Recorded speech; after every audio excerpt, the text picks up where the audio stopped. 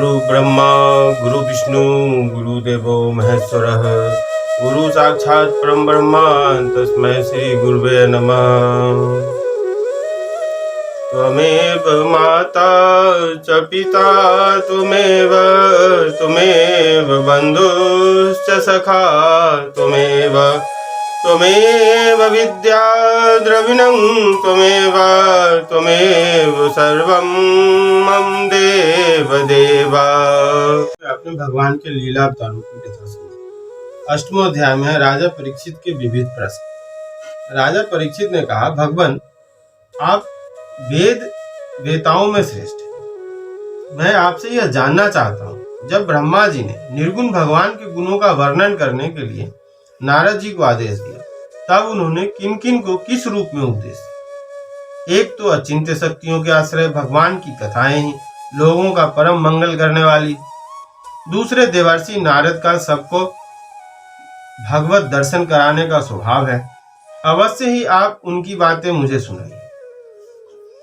महाभाग्यवान सुखदेव जी, आप मुझे ऐसा उपदेश कीजिए कि मैं अपने आसक्ति रहित मन को सर्वात्मा भगवान श्री कृष्ण में तन्मय करके अपना शरीर छोड़ सकूं। जो लोग उनकी लीलाओं का श्रद्धा के साथ नित्य श्रवण और कथन करते हैं, उनके हृदय में थोड़े ही समय में भगवान प्रकट हो जाते हैं। श्री कृष्ण कान के छिद्रों के द्वारा अपने भक्तों के भाव में हृदय कमल पर जाकर बैठ जाते हैं और जैसे शरद जल का गंधलापन मिटा देती है, वैसे ही हुए भक्तों के मनोमल का नाश कर देते हैं। जिसका हृदय शुद्ध हो जाता है, वह श्री कृष्ण के चरण कमलों को एक क्षण के लिए भी नहीं छोड़ता। जैसे मार्ग के समस्त कलेशों से छूटकर घर आया हुआ पथिक अपने घर को नहीं छोड़ता। भगवान जीव का पंचभूतों के साथ कोई संबंध नहीं, फिर भी इसका शरीर पंचभूतों से ही बनता है। तो क्या स्वभाव से ही ऐसा होता है, अथवा किसी कारणवश आप इस बात का मर्म पूर्ण रीति से जानते हैं? आपने बतलाया कि भगवान की नाभि से वह कमल प्रकट हुआ जिसमें लोकों की रचना। यह जीव अपने सीमित अवयवों से जैसे परिच्छिन्न है, वैसे ही आपने परमात्मा को भी सीमित अवयवों से परिच्छिन्न सा वर्णन किया। यह क्या बात है? जिनकी कृपा से सर्वभूत में ब्रह्मा जी प्राणियों की सृष्टि करते हैं, जिनके नाभि कमल से पैदा होने पर भी जिनकी कृपा से ही ये उनके रूप का दर्शन कर सके, वे संसार की स्थिति, उत्पत्ति और प्रलय के सर्वांतयामी और माया के स्वामी परम पुरुष परमात्मा अपनी माया का त्याग करके किसमें किस रूप से शयन करते हैं। पहले आपने बतलाया था विराट पुरुष के अंगों से लोक और लोकपालों की रचना हुई, और फिर यह भी बतलाया कि लोक और लोकपालों के रूप में उसके अंगों की कल्पना हुई। इन दोनों बातों का तात्पर्य क्या है? महाकल्प और उनके अंतर्गत अवान्तर कल्प कितने हैं? भूत भविष्य और वर्तमान काल का अनुमान किस प्रकार किया जाता है? क्या स्थूल देहाभिमानी जीवों की आयु भी बंधी हुई है? ब्राह्मण श्रेष्ठ, काल की सूक्ष्म गति, त्रुटि आदि और स्थूल गति, वर्ष आदि किस प्रकार से जानी जाती? विविध कर्मों से जीवों की कितनी और कैसी गतियां होती है? देव, मनुष्य आदि योनियां सत्व, रज, तम इन तीन गुणों के फलस्वरूप ही प्राप्त होती है। उनको चाहने वाले जीवों में कौन कौन किस किस योनि को प्राप्त करने के लिए किस किस प्रकार की कौन कौन कर्म स्वीकार करते हैं? पृथ्वी, पाताल, दिशा, आकाश, ग्रह, नक्षत्र, पर्वत, नदी, समुद्र, द्वीप और उनमें रहने वाले जीवों की उत्पत्ति कैसे होती है? ब्रह्मांड का परिमाण भीतर और बाहर दोनों प्रकार से बतलाइए। साथ ही महापुरुषों के चरित्र, वर्णाश्रम के भेद और उनके धर्म का निरूपण कीजिए।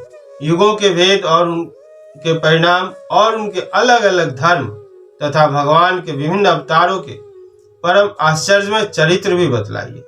मनुष्यों के साधारण और विशेष धर्म कौन कौन से हैं? विभिन्न व्यवसाय वाले लोगों के, राजर्षियों के और विपत्ति में पड़े हुए लोगों के धर्म का भी उपदेश कीजिए। तत्वों की संख्या कितनी है? उनके स्वरूप और लक्षण क्या है? भगवान की आराधना की, अध्यात्म योग की विधि क्या है? योगेश्वरों को क्या क्या ऐश्वर्य प्राप्त होते? तथा अंत में उन्हें कौन सी गति मिलती। योगियों का लिंग शरीर किस प्रकार भंग होता है। वेद, उपवेद, धर्मशास्त्र, इतिहास और पुराणों का स्वरूप एवं तात्पर्य क्या है।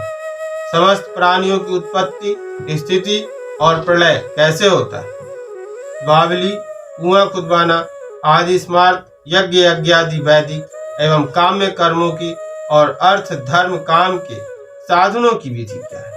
प्रलय के समय जो जीव प्रकृति में लीन रहते हैं उनकी उत्पत्ति कैसे होती है।